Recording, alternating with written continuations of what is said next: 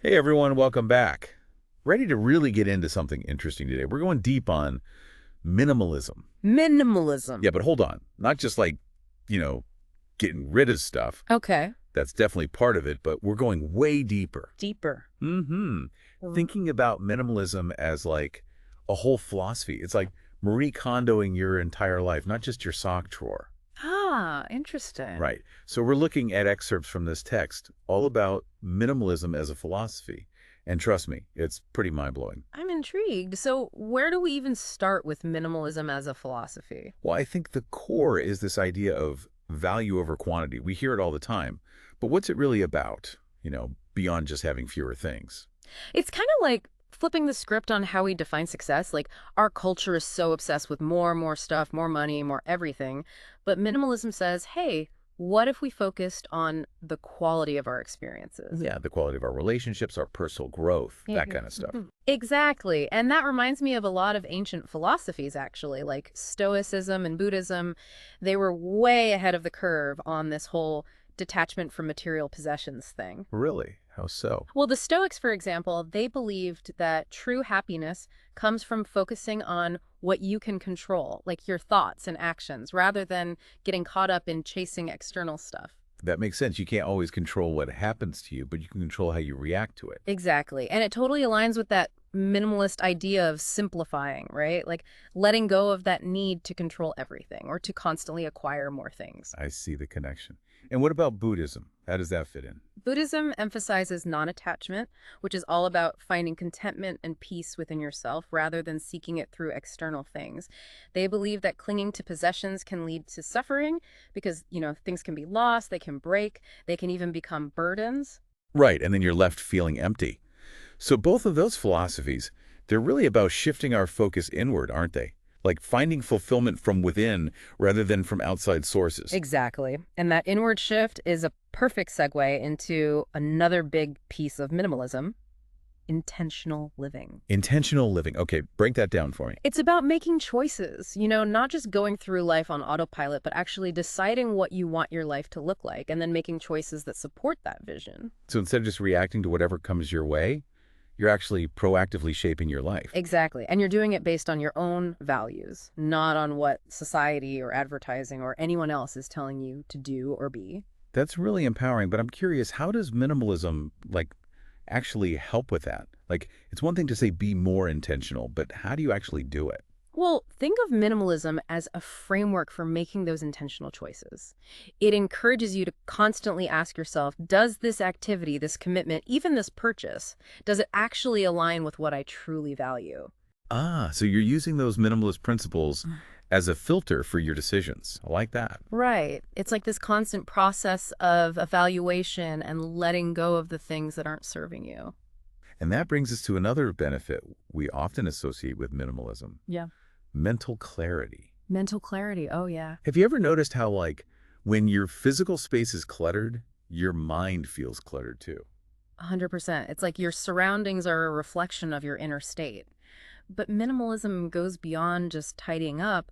It encourages you to declutter your mind too, like letting go of those worries and those to-do lists that are constantly swirling around. Oh man, that mental clutter can be exhausting. It's like trying to work on a computer with like a million tabs open. Right. It slows you down. It makes it hard to focus. Minimalism helps you close those tabs, to free up mental space for what really matters. So you're saying it can actually boost your focus and creativity. Absolutely. By clearing away those distractions, you're giving your mind the space it needs to actually think clearly, to generate new ideas, to make those connections that lead to breakthroughs. It's like hitting the reset button on your brain. Yeah. And all of that mental clarity, that focus, it can even extend beyond our own minds too, right? You were talking about the connection with sustainability. Yeah, exactly. Absolutely. When we start questioning that need to constantly acquire new things, to upgrade our stuff, we naturally start consuming less, which is huge for the environment. Makes sense. And, it can even bring a sense of purpose to your choices. Like you're not just mindlessly buying stuff, but you're making conscious decisions that are in line with your values. Yeah, it's about being mindful of the impact your choices have on the world around you. It's almost like minimalism becomes this ripple effect, It starts with your own life, but then it extends outward to your community and the planet as a whole. I love that. It's like this amazing framework that can be applied to so many areas of life. Right. And speaking of that, I think it's helpful to look at some of the more modern interpretations of minimalism. Go look at. Well, I think what first comes to mind for a lot of people is lifestyle minimalism. Right. That's the decluttering, the capsule wardrobes, the tiny houses. Exactly. It's the Marie Kondo approach, surrounding yourself only with things that spark joy. Or maybe it's about simplifying your finances, focusing on experiences rather than material possessions. It's about freeing yourself from that constant pressure to buy, buy, buy. Yes. And then, of course, you've got digital minimalism. Oh, that's a big one these days, right? Huge. I mean, think about it. We are constantly bombarded with information and distractions, and it can be so overwhelming. Oh, yeah. Tell me about it. Between the emails and the social media and the constant notifications, it never ends. Right. So digital minimalism is all about being intentional with your technology use. It's about setting boundaries, choosing which platforms actually serve you, and prioritizing real-life connections over that endless scroll. It's about taking back control of your time and your attention. Exactly. And then finally, we have philosophical minimalism, which is sort of like the umbrella term for all of this. So it's taking those minimalist principles and applying them to everything, not just your stuff, but also your thoughts, your relationships, your decision-making. Precisely. It's about questioning everything, really. Like, what are my core values? What truly matters to me? And then making sure your choices, your actions, your entire life aligns with those values. So it's really about stripping away everything that's non-essential and focusing on what's truly meaningful. Exactly. And, all of that, it leads to some pretty amazing benefits. Like what? Lay it on me. Well, one of the biggest ones is freedom. When you're not so attached to material possessions, when you've simplified your commitments and obligations, you have so much more freedom to pursue what you truly love. You're no longer weighed down by all that stuff, both literally and figuratively. Exactly. And that freedom often brings with it a sense of well-being. Like, people who embrace minimalism often talk about feeling less stressed, more content, more fulfilled. It makes sense. When you're not constantly chasing after more, you have the space to appreciate what you already have. Right. And then, of course, there's that ethical alignment with sustainability that we talked about earlier. It just feels good to know that your choices are having a positive impact on the world. It all sounds so positive, but are there any, downsides or criticisms of minimalism that we should talk about? Of course. I mean, like any philosophy, it's not perfect. One of the biggest criticisms is that it can be seen as a bit privileged. In what way? Well, it's easier to talk about simplifying your life and getting rid of stuff when you have the financial security to do so. For someone who's struggling to make ends meet, minimalism might not seem like a realistic or even desirable option. That's a valid point.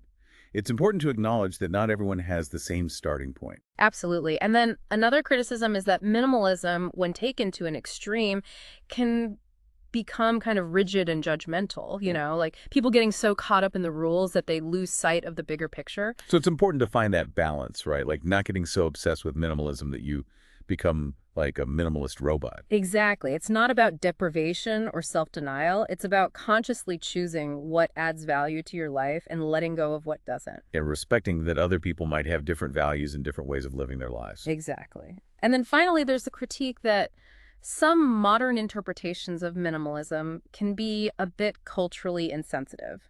Oh, how so? Well, they might borrow elements from ancient practices like Stoicism or Buddhism, but without really understanding the deeper cultural and spiritual context. That's important to be aware of. It's one thing to adopt minimalist practices, but it's another to truly understand the philosophical and spiritual foundations that they're built on. Right. And it's crucial to approach these ideas with respect and a willingness to learn from different cultures and perspectives. So it sounds like minimalism is not just about getting rid of stuff. No, not at all. It's a much deeper and more nuanced philosophy. It's about being intentional with every aspect of your life, from your possessions to your thoughts to your impact on the world. Right. It's about defining what truly matters to you and then having the courage to let go of everything else. I love that. So as we wrap up this deep dive into minimalism, I want to leave our listeners with this thought. What's one area of your life that could benefit from a little minimalist thinking? Could it be your physical space, your digital habits, your relationships, your work? Just take a moment to reflect on that and see where it leads you. And remember, minimalism is not a one-size-fits-all solution. It's a journey, and it's about finding what works for you. So explore these ideas, experiment, and see how they can help you create a simpler, more intentional, and more meaningful life. Great advice. Thanks for joining us on this deep dive into minimalism. We'll see you next time for another fascinating topic. Until then, Bye, everyone. bye.